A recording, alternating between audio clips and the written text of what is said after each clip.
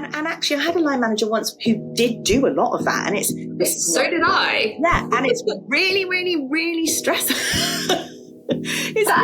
I have improved so much.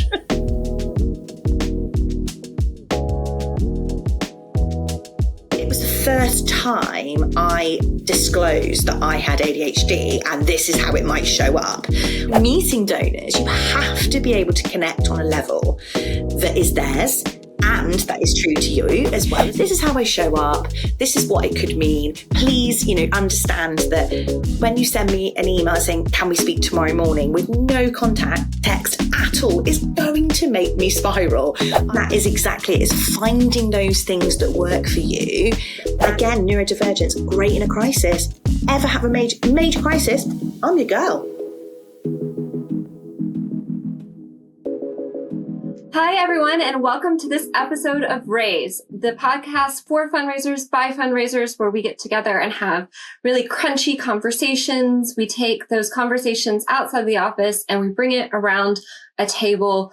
The concept is that we're at the pub, and that's where you're able to really pick the brains of friends and colleagues and peers and get different takes on all sorts of things that are around leadership and fundraising and charity. And so today we're doing a virtual episode of Raise, and I am your co-host, Christine Neubeiser. And I'm Sian Wilkinson-Iles, and today we are joined by Amber Scales. Hi. Welcome, Amber. It's really great to be here, and thanks for setting it up online. It's really exciting to be here on a Tuesday evening. So I'm Amber Scales. I've been in the charity sector for the past 19 years, and have always worked in fundraising. So really feel a deep kind of connection with fundraising, particularly. Although, true fact, I actually was going to go to drama school, had a place at drama school, and then had this kind of epiphany moment when I was at Edinburgh Fringe Festival of like, this is not for me. Took me to 18 to realise, but never mind. So that was it. I feel like 18's young to figure that out. Yeah. Well, yeah, it was. I think being at the festival was very much a kind of like a real kind of lived in experience. You really get an opportunity to kind of work out what this might look like for you kind of in the future. So that was scratched. And so then I took a year out, did loads of traveling around the world, and then came to Bristol, where I did an English and drama degree. So quite different, but still in the kind of arts based, and then randomly, if you remember the face-to-face days of fundraising, I got signed up by a face-to-face fundraiser and instantly felt a connection and buzz around that kind of that dopamine hit of like connecting into a cause. And I can remember it like clear as day where I was on Park Street in Bristol, if you know it. And that was the start of my career in fundraising. And I loved it. And I really thrived in that place of kind of connecting with people about a cause that mattered to them as well. So, yeah. And so here I am now. I'm based in Portishead, and two young boys who are crazy, but brilliant. And my husband and I, Love that. Should we cheers quickly? Yes. Diving on in. Okay. So cheers to raising the bar. Money, voices, and glasses. Cheers. What are you drinking, Amber? Well, I'm drinking a Pinot Noir. It was open. My husband's doing a spaghetti bolognese tonight, so I opted for a nice red. I don't drink massively in the week. I was trying to go for a Thatcher's non-alcoholic, which I can highly recommend, but to no avail. So here we are. I've gone non-alcoholic algae gin, so I don't know if that really is raising the bar or not. But I've got a 5 a.m. alarm tomorrow to get into the office, so it was non-alcoholic for me. I am back from 10 days of wine tasting in Napa, so I'm also non-alcoholic. But I've got multiple beverages. I have a coffee and I have a sparkling water. So I have both sides of the coin, some caffeine, some hydration. So, Amber, so we've got you on today to talk about a topic that I think affects a lot of people in the charity sector, but also in the world. And it's something that both Sian and I have experienced and are really passionate about, which is around neurodivergency in the workplace and in the charity sector, and how that can both be kind of a real asset to the way we work and how we think, but it can also be a little bit of a challenge, and sometimes kind of how we work best can take a little bit of time to figure out. And so can you talk to us about why this is a topic you're so particularly passionate about? Yeah, for sure. And I think it's really important to disclose, and thank you both for sort of saying, you have experience with this, because I think it really helps the conversation when you're in a kind of work setting, or even in a kind of a social setting sometimes, where actually that neurodivergence might be ramped up because of a factor within that room. So yeah, I feel really passionate about it.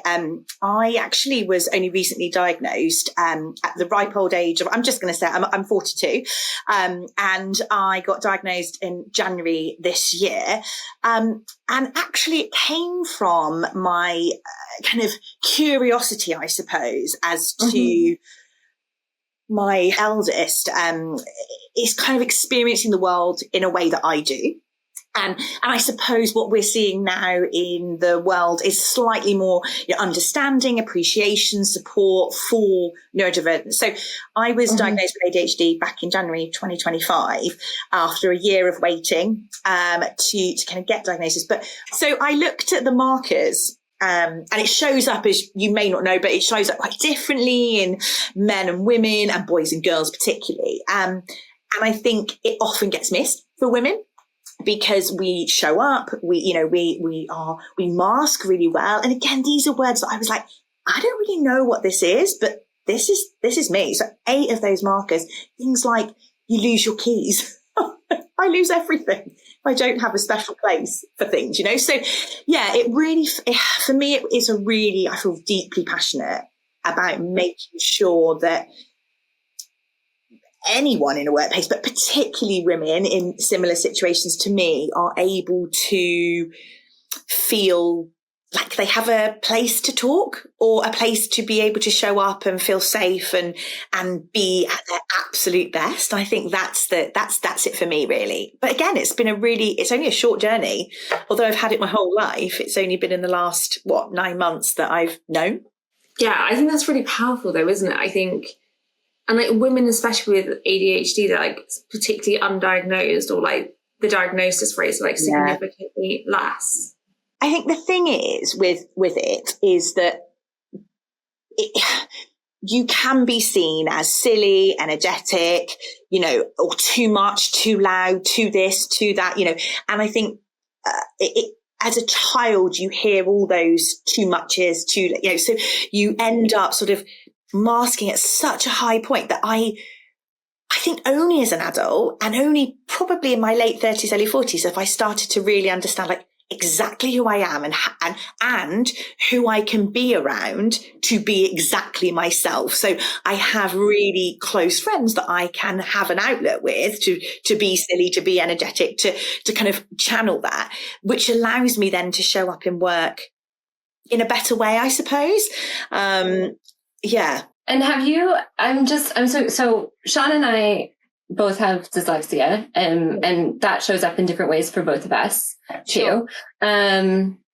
But one thing I know from my personal perspective, I kind of felt when I had a name to put to like how I thought, it was kind of empowering, because I was able to like understand my thought processes a little bit better, and therefore like how my brain pictures things or sees things, or how I need to talk something through, and often repeat myself a couple of times. Even the person's like, I got it. And I'm like, I know I need to do it. I need to do that process. Yeah. And so I'm just wondering, so those 9 months, they've been about discovery. And so what was it, how did this kind of affect you before that actual diagnosis, and what were some of your coping mechanisms that you didn't know you had potentially, or maybe did know that you had in the workplace, and how did that manifest itself, I guess? Yeah, it's a really, really great question. And I think, when you read about ADHD, you can have the inattentive and attentive type. And I have a combined mix. So I can be super hyper, but also super hyper focused. So I recognized even from like early days that I was able to complete a task if I was interested. So it is this kind of concept around ADHDers being able to commit to something if they're interested, but it's interest, not importance. So actually, I might be really interested in doing that budget, and it's really important. So I'll do it and I'll hyper focus in. And also what will happen is I would do it in such a fast amount of time because I can just zone in. So I noticed that pattern really early on. So at school, I would do exact same. I did well at school. I did well in my GCSEs, my A-levels, and then subsequently in my degree, and I did leave stuff to the last minute. I felt like I was like lucky. I was like, God, I've got this, like, wow, I can just do this. It's really easy. And then of course you go into a workplace and you can't be like that. You've really got to abide by the rules, so to speak. So I think for me, it was about really understanding, getting clarity on a situation. So you were talking about like processing. I really struggle with verbal processing. So interestingly, I was really nervous about having a conversation, which is ridiculous, I know, because it's a conversation, but equally being able to represent myself well. So I like structure. And look, I have to write myself notes. That's what I do. And it's words. It's not, wouldn't make sense to anyone else. But for me, what I've done to kind of move forward in that space, I've said, right, I will make notes and this is okay. Like, I don't mind if I have to use a notebook, and I don't mind if I've got 50 notebooks that haven't been used and I move on to the next notebook. Fine. And that works for me. So finding those kind of nuggets of, like I think I said, like the clarity, that structure, the psychological safety. Right. Or I liken it to my sister, who's very neurotypical.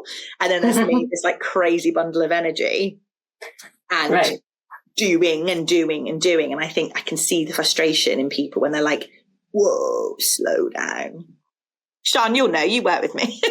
But I think that's also the thing I love about you, is I know I can come to you and be like, hey, like, can we talk this through? Or like, I just need some energy today. Or like, I think that there's some like strong advantages that come with it. And but on the flip side, I also know that as somebody who's dyslexic, I am so much stronger verbally than I am written. And so for me, as soon as it comes to like writing a job application, or like I will always send a WebEx over sending an email, because I feel like there's no one checking like grammar or typos or anything when I WebExing rather. So WebEx is our version of Teams where we work. But like I feel like there's so much less pressure in that space. But like I remember they tested me for dyslexia when I was at school, when I got to my A-levels, so what I would have been like 16 or something. But I was like a straight A student. And I remember going, and like the person who was like doing the test, who was one of like the support teachers, she was like, there's no way. She went in being like, there's no way you are dyslexic, because you're a straight A student, you're getting good grades. Like this just isn't possible. And I feel like she went into the almost like prejudice towards me, like not being dyslexic. And then when I went to uni, like a couple of terms in, maybe like first term, like I remember one of my teachers being like, you are dyslexic. They're like, I watch you in class and then I watch what you submit written wise, and like, you are dyslexic. And they tested me straight again, and it was like, yes, like an immediate yes. But then I got like all the support that I needed, like move forward, which was amazing. You've just touched something really interesting about prejudice and preconception. So I think that's one of the biggest things in a workplace prior to diagnosis that I found really hard to explain who I was and how I worked and how to get the best out of me without sounding like I was being difficult, or, and I suppose all those kind of words conjure up this kind of negative kind of feeling and also kind of persona about somebody. And I think there's something really frightening and vulnerable about that. But interestingly, we had a new director of fundraising. I had to present a piece of work to her and kind of talk her through. And it was the first time I disclosed that I had ADHD and this is how it might show up, i.e. when I'm nervous, I may gesticulate a lot and I wouldn't mirror necessarily the person, and my energy would be very different to the person receiving that. And it was met with such warmth. And I think that's my biggest takeaway is like, you can be who you want to be if you show up and deliver the work that you are there to do. And actually, by having that kind of psychological safety, that structure, that ownership almost of like, this is who I am and I'm good with that. I think one of the things you just said that made me, like, it resonated and then made me kind of think, like, beyond that for a second is when you're talking about having that psychological safety at work and like being true to yourself and being authentically who you are so that you can show up and deliver the best thing. Yeah. Also, that's a really interesting thing about fundraising in that we're constantly trying to think about how do we engage lots of different types of audiences? How are we getting them to respond to our work and the way we're making them feel? And I think we need to recognize, and part of being a good fundraiser is recognizing the audiences we're talking to, and having a lot of society has neurodivergence, whether it's diagnosed or not. And so therefore, when you are being authentically yourself and you're presenting something, you're creating a lens for that audience. Absolutely. Yeah. And that's really powerful. That helps, create even more engagement in different ways. I think absolutely. And I think what's really helpful is also thinking about internally as well. So, if you're if you're working in a large, a small, a medium charity, everybody is going to be different and everybody's neurodivergence is different as well. So my ADHD to someone else, is going to be vastly different, and my requirements and needs, will be different again. And I think that is absolutely it. It's like you've got to be able to feel safe to explore what they are and almost like test it out a bit, like test out what feels comfortable and what doesn't feel comfortable. Start pushing yourself. So one of the things I've been trying to do is to speak about it a bit more. So I spoke at the Southwest fundraising conference, IOF fundraising conference, and it was joyous. I got such a dopamine hit from it. And that's essentially what, this kind of ADHD shows up in, like, I'm chasing the dopamine fit. I'm doing this. I'm trying, and then if I'm not getting that, so theatre is this kind of balance for me, I suppose, where I can get rid of that silliness to be able to show up in work in an adapted way. I don't know if adapted, like, I'm always a bit like a chameleon. I can be myself, but I think this is really important when you're meeting donors, you have to be able to connect on a level that is theirs and that is true to you, as well as a fundraiser ultimately, and actually be okay that if it's not working, like that's okay. Like that's also okay. And also, this is another thing. I go off on tangents. I give a lot of backstory. You'll know this. Sian's laughing. That's the point, Ams. I love the backstory though, because the backstory is like that's what makes you you. Like, and I love like contacts. I love hearing about what else is going on in your life. I remember, Amber was in my second. Like, I did 2 interviews on the same day, and I got to meet some of the team as part of the second interview, and you were in there. And we talked a lot. And I think we had like 20 minutes together, but we talked a lot about like, how do you show up authentically? What does it mean to like have like holistic line management, like holistic leadership? Like, we talked really, really extensively about that. I think we were both really on the same page. Like, that is something that you were all looking for in a leader. And like, that was really, really integral as part of my values. But I think, I've talked on the podcast before, but like, that's why like a great induction is also really important. It's like, how do we get the best out of each other? Like, how do we work really well together? Like, asking those really, really good questions sets you up for that success moving forward. I think you're right. And interestingly, when I'm working with people, my curiosity, I think sometimes can come across as me wanting to be in all the detail. And it's genuinely not. It's because I'm in that interested space. I'm in the interested space. And it's important to me that I know those things. So sometimes I'm sure people must think, all right, let's get a lot of questions. Why does she need to know this? Yeah, all right, my shoe size is this, or like whatever that might be. But actually for me, that's really important because it creates a story for me to be able to tell. And I think I hope, a very good natural storyteller. So that kind of is part of the skill, I think, of that fundraising piece, whether that's written or verbal. I feel like I can really bring that to life. And I think, doing an English degree as well, really, it sort of set me free in my own mind, really. I was like, yeah, I can do this. And then the balance of the theatre where I can kind of release the energy. It was like this perfect balance. And so fundraising for me is that. It's like you get this wonderful kind of blend of being able to write and express and kind of, we've talked about a couple of pictures, Sian, haven't we? You've been like, help. And I'm like, okay.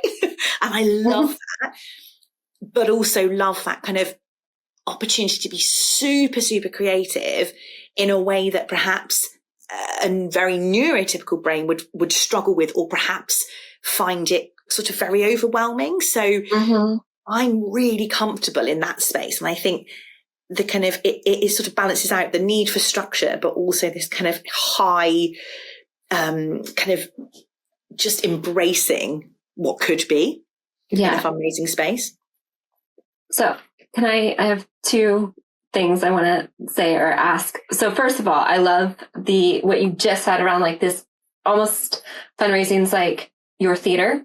It's like your amphitheater to like play in. And I think that's so cool. And it's so true because that's what we're doing. And we are storytellers. And we met less than half an hour ago, and I can already tell you're a great storyteller, Amber. Like that's definitely, that definitely comes like across. I know you, having watched all the podcasts. It's so weird. I just feel like I know you. So there you go.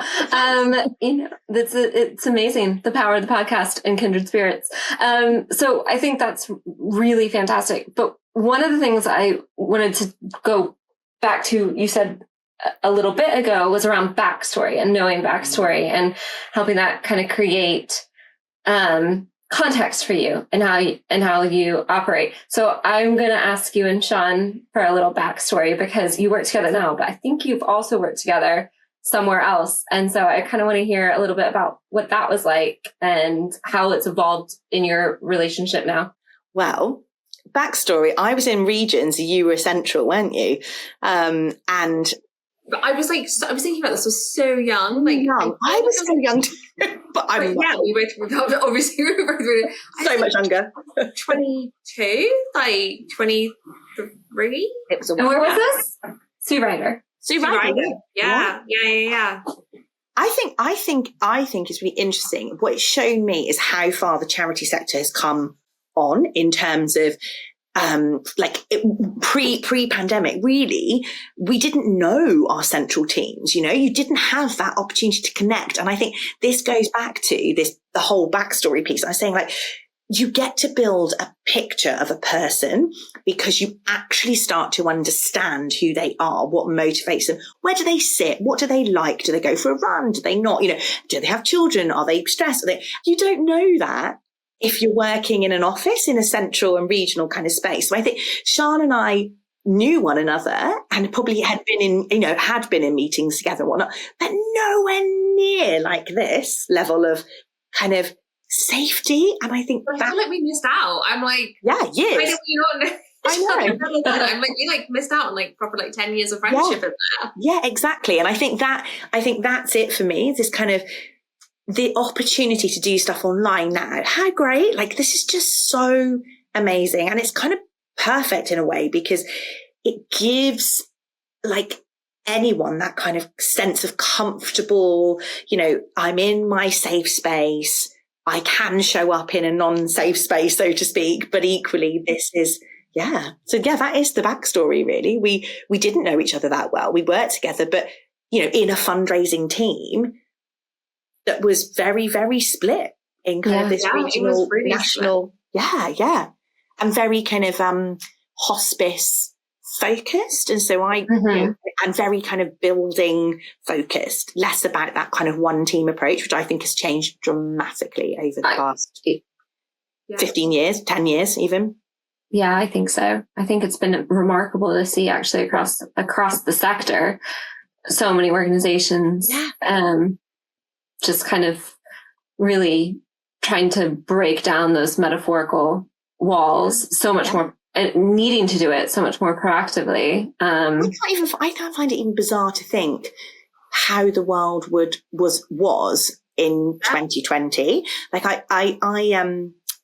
I was talking to somebody else, a colleague of mine who is neurodivergent, and he and we are so vastly different in our approaches and everything really, but we've just got this common thread, and it's just so lovely. We just hold space for one another, we just chat. He talks about his stuff, I talk about my, I just wouldn't have done that in an office. Which is really interesting, isn't it? It's this whole kind of thing of like, you should be in an office to do that. It's like, actually, those water cooler moments don't happen necessarily for some neurodivergent people. No, I'm saying, I think that's really important. I think you're right. Like, I think office space works for people who office space works for, and those people may be neurodivergent, they may be neurotypical, but there's a whole host of people that doesn't work for, or people don't feel safe or comfortable. And like, there's something around kind of like how you are able to show up in different places. And I think that's where like the flexibility is really important, and like that understanding and knowing yourself enough to say, this is what I need to show up well today, or this is how I can show up well, or like, this is how we can create the environment for me to be able to thrive and do my very, very best job. And like, that's what feels like the more important question than is it office or home? Like, it's about like, what do you need to be able to thrive? Yeah. I do think that there is something really, so I work now in an organization that's fully remote. Like, they do not have an office. So when staff get together, it's because we've like booked a meeting room somewhere, or we've like made a very conscious thing of like, we're going to physically get together for this thing, which is great. Yeah. And that's really important.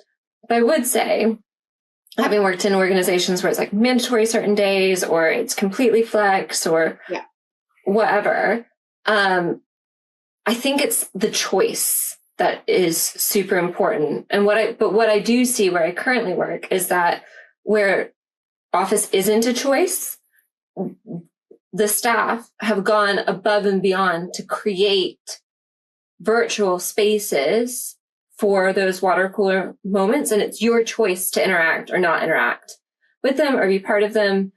And some days, like, it's really chatty. Some days I put it on mute. Some days I'm like fully in it. And it's the ability to step in and out as you would. Because I remember I came up in trusts, right? And with trusts, you're writing a lot. Like that's your all you do basically is have phone calls and write. And I just would sit in an office with my desktop computer, because it's that long ago. And I would literally have to sit there with like headphones on with like a sign, like, please don't disturb, because people would be coming by all the time. It just didn't work for me. But working from home was not really a thing. Yeah. And now I'm like, this is great. I can focus. And also, I think working from home, there was something definitely for me about how you present. So how I present in an office is I can be up and down. You notice that I use my hands a lot. I look around a lot. It's not because I'm not disinterested. Far from it. I'm super engaged. But what that means is that there will be days that I have a paralysis where I honestly cannot function in some of those spaces. So it might only be a couple of hours, but that means that I'm not going to be, I can show up on a call and I can do that stuff, but I'm probably not going to remember what that is. So I'm thinking when I was going into an office like 2019, I was so tired. I was so tired because I masked so much. So like the silliness. So there are a few people at the National Trust that know me in that kind of silly space where I would literally go off to like a meeting room and be like, I just need to get rid of some of this energy, because I was so conscious of showing my true self. And I think there's a balance, isn't there? You can't use neurodivergent as a way to say, this is just who I am. Like, that's not acceptable. You've got to be able to say, this is how I show up. This is what it could mean. Please, understand that when you send me an email saying, can we speak tomorrow morning, with no text at all, is going to make me spiral. I'm going to the worst place. I'm thinking about the worst thing. What's happening? Like, what, tell me what it's about. Like, just tell me, and then I can sit and sleep. I think that hits a lot of people. I think that should be banned. I just genuinely think nobody should be allowed to send no content. It's a lot. And actually, I had a line manager once who did do a lot of that, and so did I. Yeah, and it's really, really, really stressful. I have improved so much. Sorry, Amber, we interrupted you. That's lush. No, I love it. But it's interesting, isn't it? And I think for me, there's something about like this impact that your communication has on a person, whether that's neurotypical or neurodivergent. But, you know, for me, there's this RSD, which is the rejection kind of feeling that comes, and it's a real thing, RSD, you know, have a look at it. And that is so real for me, both in my personal and professional life, that if something is not explained to me, or I feel things very deeply, I guess is the way to describe it. I feel things very deeply, whether that's joy, whether that's sadness, whether that's, you know, whatever. I feel it. And that is, that's a critical part of kind of how I show up, well or not. Yeah. I just think that there's such a role for a line manager. And I guess, so for you, kind of having gone through kind of like a later diagnosis, looking back on like kind of people who have managed you previously, and like kind of thinking forward to like you as a line manager in the future, how do you feel like your own kind of personal experience will like impact like how you show up as a leader moving forward? Yeah, definitely. And I think this is, I mean, for me, certainly there's this whole thing around the kind of the parent adult child model is really, really important for me, and how I kind of really think about how I show up in that space, and how I hold myself to account in that space, so that I can stay in a professional, I can respond in a professional way and take it away. So I think that has been one of the biggest things for me, is to learn over my career to not respond in the moment. And something a very wise person said to me, you have this 24-hour rule where you sit on something and take it away. And I have done that, and it has served me so well. So I think there's some things there that I have done that allow me to just be at my best, because I think, you know, I work through it away from work, essentially, which is my, So thanks for that, Sian. How's it really work? Like, I literally have a folder on my emails, like a subfolder that is called 24-hour rule. If I feel like I've had an emotional reaction to something, if I'm like, why do I feel so frustrated or angry or annoyed, or I was, like all of those feelings, I whack it in the 24-hour folder, because otherwise if it stays in my inbox, I know I'm going to keep looking at it. Like, I'm going to keep seeing it. It's going to be there. It will annoy me. The feelings will still be there. Out of sight, out of mind, come back to it the next day, like sleep on it. And then the amount of times I say to people, like, sleep on it. Let's talk about this again tomorrow. And I think it takes away, doesn't it, that emotional response. But interestingly, you just mentioned something there around like the reaction, the kind of the emotion of things. And I think it's something really important for leaders, line managers to understand, and also peers, colleagues, you know, direct reports, to understand that if you're working with somebody with ADHD, particularly in a neurodivergent space, in this for kind of the base of this podcast today, it's really important to ensure that you don't assume, and that actually that you have this kind of space, and you don't push that person, because, like you said, you know, earlier, Christina, you need time to process. Like, you need that space, and I am the same. And if you bombard me, I'm like, oh, I feel so overwhelmed. But interestingly, now I'm using the 24-hour rule. I also am inherently led by my gut, and I'm so driven by morals. It's like the fairness, the justice, which again is a very high marker of ADHD, which is something obviously I discovered. I was like, oh yeah, that's me. That's so interesting. And I always go against the grain. I'm always so good example. a theatre production would come along. So back in the early 2000s, it was Avenue Q, for example. Avenue Q came along, and I was like, oh God, everyone's listening. Oh, so boring. Stop listening to it. So I literally am that black sheep. I'm like, I'm not listening to this. And then when it had sort of passed, I was like, yeah, love this now. And is that why you're not a Swiftie? Because I can't really figure it out. Yeah, probably. Because I'm like, everyone's into it. Did you just say you don't understand why someone would love Taylor Swift? Yeah. I feel like we can still be friends. We're okay. It was a little bit brazen, I recognize, but... No, I'm loving it. I would much rather, again, simple, to the point, clear, clarity. I love it. And I think this is it. Because I am so direct, I sometimes say stuff and people are like, oh, like I can feel the amongst my friends. I've got a really good friend that I can say anything to, but if I'm like, I almost like stress test that with him. I'm like, oh yeah, okay, no.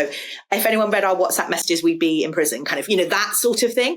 You know what I mean? But yeah, it's a safe space, right? And so you're able to do that. I've gone off. There we are, tangent. No, but I think that's really fair though, and directness and being and knowing how you communicate and knowing how you bring things in like that. As a leader, it's really important to know to have that self-awareness and then be able to regulate it back in different situations. Pare it back. Exactly. And that's a learned skill, right? And it's different for each person, especially when we talk about when we add neurodivergency into the mix of that. But it's a really important skill to get. And it really, I think, only happens through experience. Sitting there in a training course and listening to like, this is how to be a good line manager, or this is how to have a difficult conversation. I mean, it's not useful, but it doesn't ever prepare you for like when somebody calls you and screams at you because the pencil wasn't sharpened in the way that they expected it to be, or you left a decimal point out and that was actually a really important thing, or whatever happens in the middle of that. It's interesting. You talked about training courses. I went on an amazing training course last year, and it was called Courageous Conversations. It was led by a lady called Tess Nixon-Spiller, who's in the sector, who you probably know. Oh my goodness. It was terrifying. I rocked up at this Courageous Conversations. Here I am, here's the backstory. Rocked up, knew one of the actors that was leading the workshop. So she was my drama teacher when I was like 17, wild. So that instantly I was like, I've got this, is going to be fine. And then, so we had to bring a difficult conversation that we needed to have, right, with somebody. And he basically made us play it out. So we had 3 groups. Right. And he said, you're going to do this, Amber. And I was like, right. He said, right, this is in front of all my peers, by the way. And he said, and he kept probing. And he said, right, tell me what you want to say to this person. And he's like, no, like not in a professional context. Tell me what you'd say. And I was like, a lot of kind of, language you wouldn't necessarily be using in a work context, for example. And he said, okay, let's pare it back. And honestly, it was unreal. We did about 4 or 5 versions of this conversation and got it to a place where I could use it. It was unreal. I was sweating. I'm not joking. When I say I had like sweaty palms, but that was the best training I've ever done as a leader in a space of holding me to account, not just going, try it. It was like, no, try it now. Oh my God. Wow. So again, it's like my worst nightmare. Honestly, I would just like fall into a hole and die. That's it, right? You have to put yourself in a situation to be a really strong leader. You have to do that. And it was hideous. Well, shout out to Tess Nixon-Spiller for the best training course you've ever been on. That is high. Like that is some seriously high praise. I think, and she really kind of, it was like the coaching, the mentoring through that. And interestingly, it was something that I really responded to well. And I think by adapting that style to kind of pull that out of me, it now means that I am in a much stronger position to use that when I am speaking with somebody and I have used those with some very difficult conversations over the past year. So yeah, it is interesting that adaptation for trainers to be able to do and facilitators to be able to do.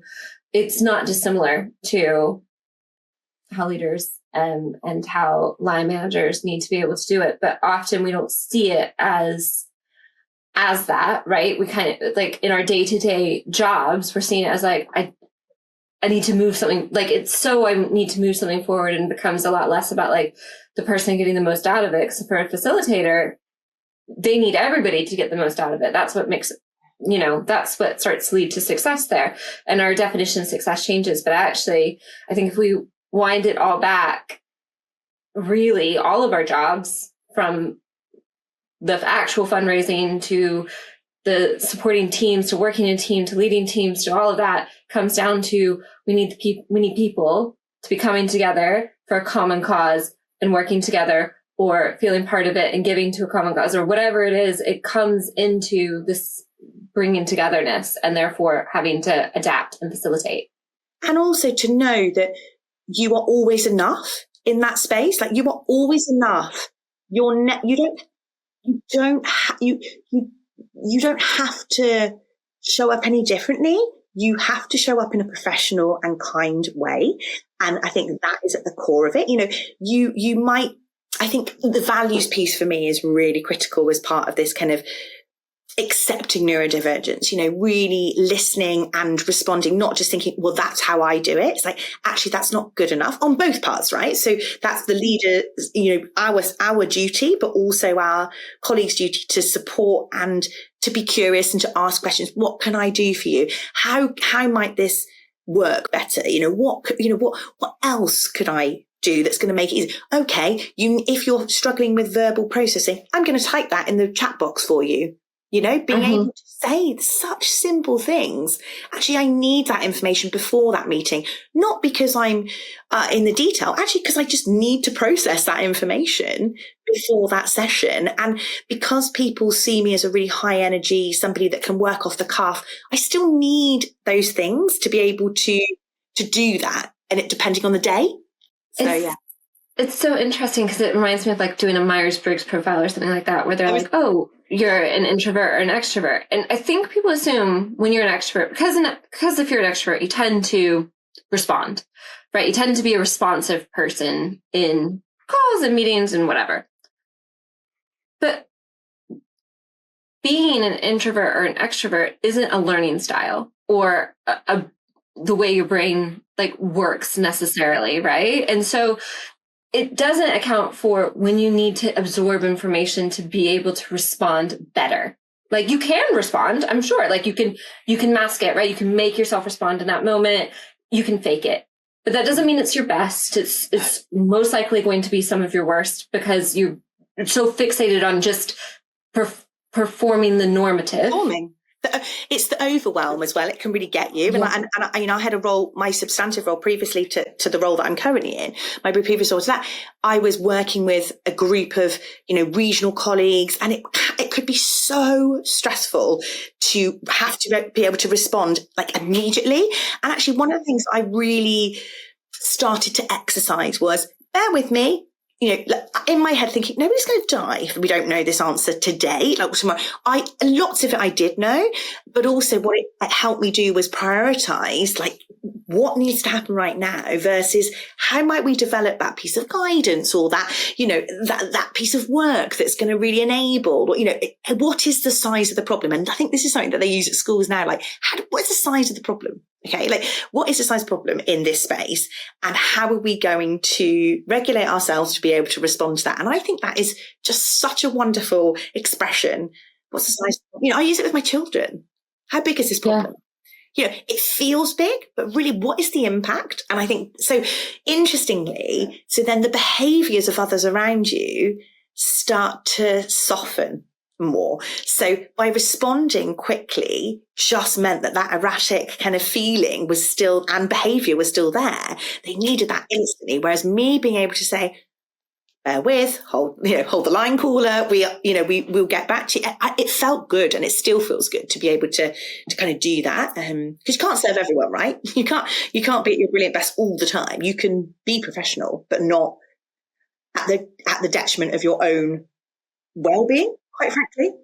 And I think there's something else like that you kind of said a little bit earlier, which I think is really important, which is, I think, just you don't have to be neurodivergent to benefit from things that you can put in place to help people.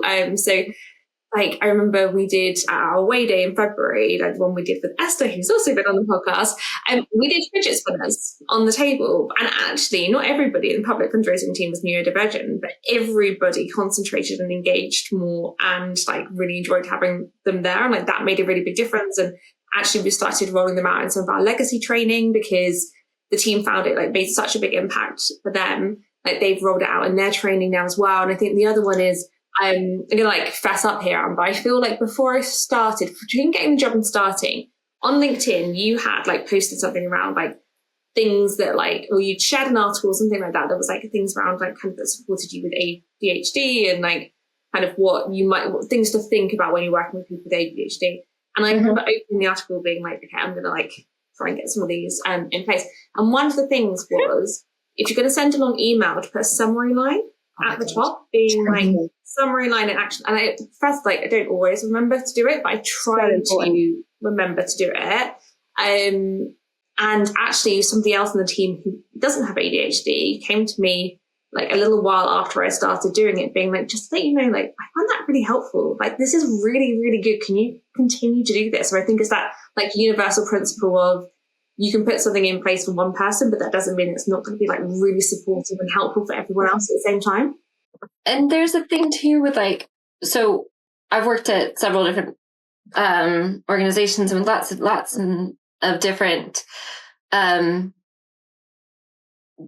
neurodivergencies, but also other types of disabilities. And so for some people, especially if they're using a screen reader, they need to have slides earlier because the screen reader like goes funny with the slides. And so it's helpful for them to be able to then absorb the content.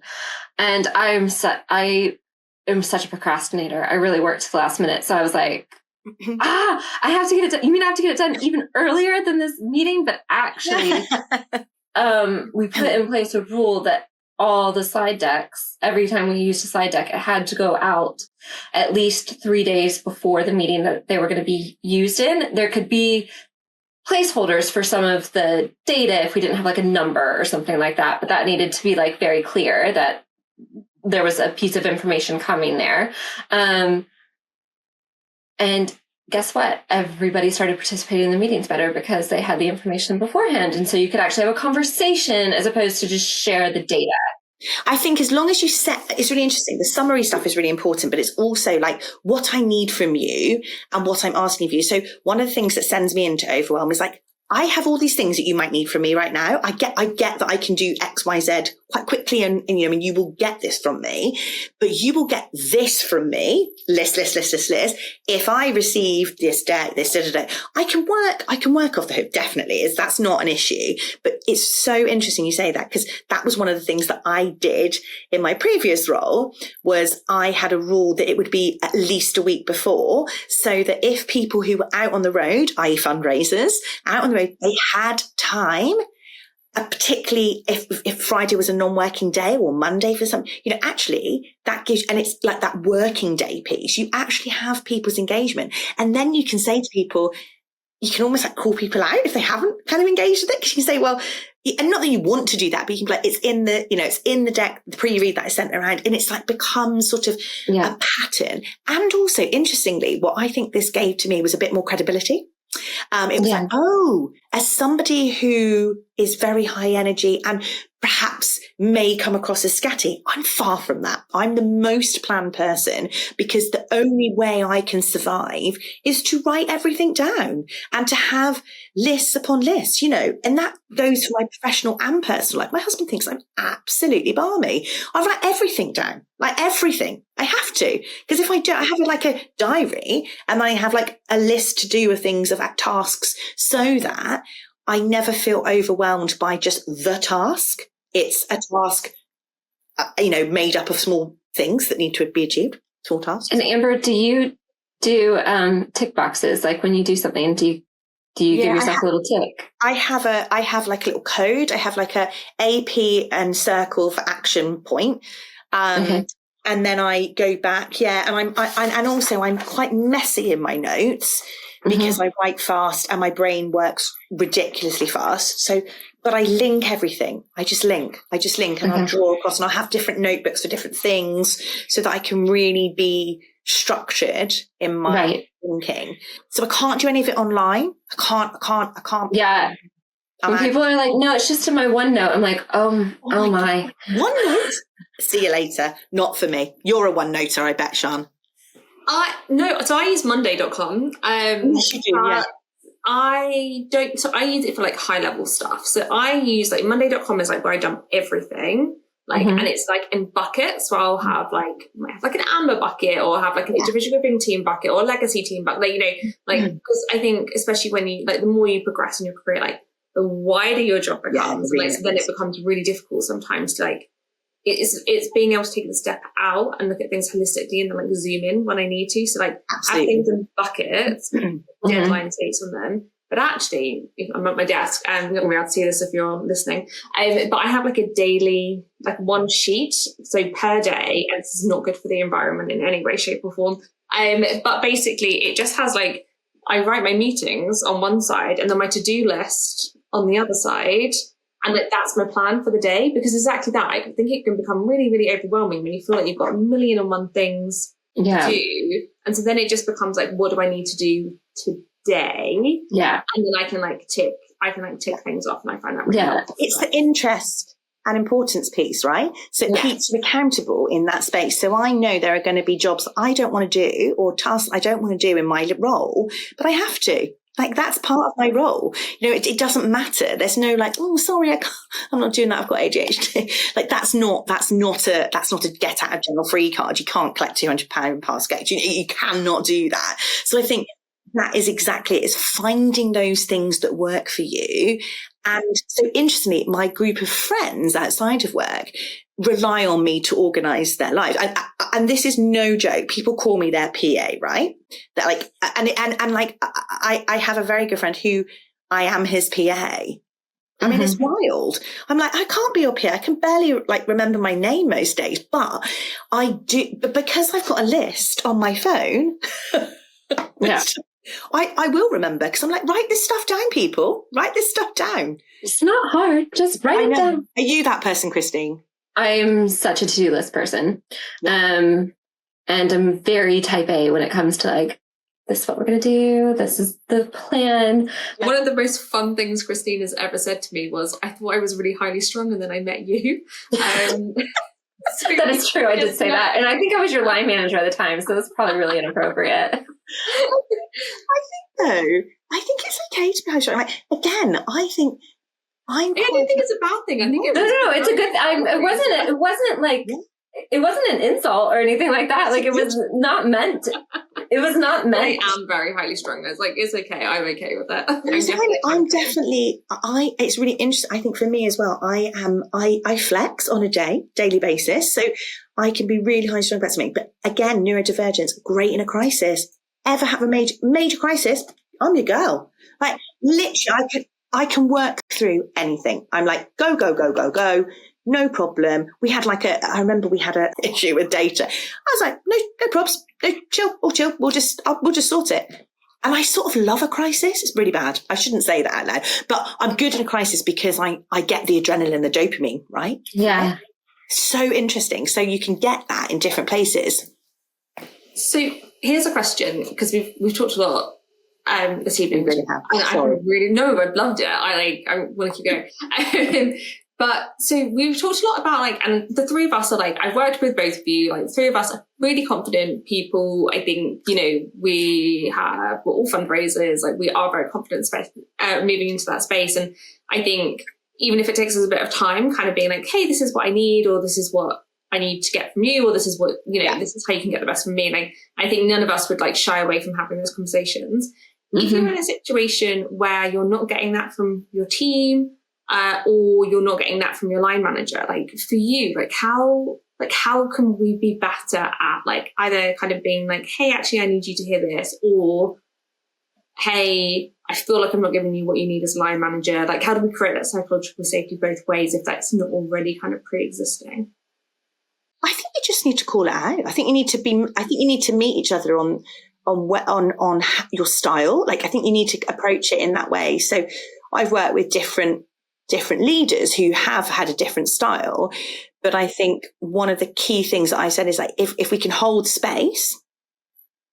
I had a previous line manager who did very much the work kind of status piece in a separate meeting. So very, very clear of like, this is what the expectation. So clear with the expectation. I think that's it. Clear the expectation. Don't try and do a work status update and a PD and a kind of PDP, PDR kind of update. Like checking in and all that stuff is too much. Like the work itself, if you're going to get the best out of those people, out of your team or whatever that is, holding space and saying, right, I need to understand, no surprises, like what's happening in your, what do you need from me in that space? Run through what's happening in your world. And oh my God, that made me so much better. And it made me able to communicate more broadly and be proud of the things that I was achieving within that space. So kudos to that person. But also I had then a monthly PDP session that was very much in that kind of pastoral space, which we were very different as people. But what it meant was that I was able to share on my terms what was happening and also share what I wanted to share. Mm-hmm. I don't need anything from you, but this is happening in my life, or this is where I want to be going in my career, etc., etc. So I think if you hold space and create that space and give the clarity of what that session is about, whether that's a meeting, whether that's a session, whether that's what is it? What do you want to cover? That helps a neurodivergent brain, and it releases this fear of, oh God, what are we going to cover today? Actually, give that person the autonomy with the kind of boundaries of what this is to be able to then express in the way that they wish to. That's great. That sounds like it was really effective for you as well, which is amazing. Yeah. Fab. At the end of every single podcast episode, we ask our guests if you wanted people to come away with one piece of advice from today, what would it be? Be yourself. I love that. That's so good. Good summary, Amber. That's so fantastic. Be yourself. I love that. I love that as well. You can't be anyone else, right? You can't be anyone else. Yes. Yes. So thank you so much for joining us today. It's been really nice to do this with you outside of a work context. I know, it's lush. It's been really nice. Really lovely. Thank you. And thank you to everyone at home for joining us as well. Please do like, share and subscribe. It really helps us reach even more people in the sector and just kind of really tackle those amazing conversations that we've been having for nearly a year now. I can't believe Raise is nearly a year old. That seems crazy to me. You can find us on Instagram at Raise Charity Pod. You can find us on LinkedIn, and you can find us on our website, which is thisisraise.co.uk. But for now, here's to raising money, voices, and glasses. Thanks so much. Cheers. Bye. Cheers.